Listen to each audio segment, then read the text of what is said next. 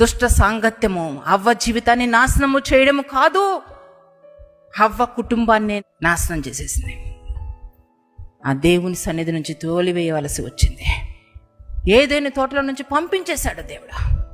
ఈరోజు ఎంతమంది ఆత్మీయులుగా జీవించవలసిన వారు, నిత్యము ప్రభు సన్నిధిలో జీవించవలసిన వారు కుటుంబాలు కుప్పగోల్చుకుంటున్నారు. కారణం ఏమిటి?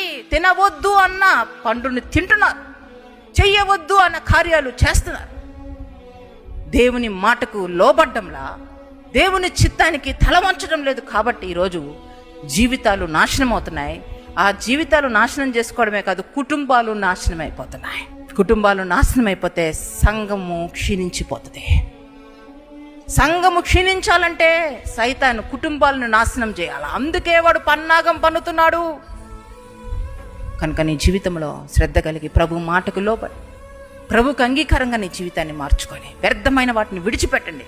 వ్యర్థమైనవి కలిగి పరలోకం వెళ్ళడం అసంభవం. ఈరోజు వ్యర్థమైన వాటిని సమాధి చేసి ప్రభువుని దృష్టిస్తూ ప్రభు మాట ప్రకారం జీవించడానికి మంచి తీర్మానం తీసుకుంటారా? దేవునికి మహిమ కలుగును గాక.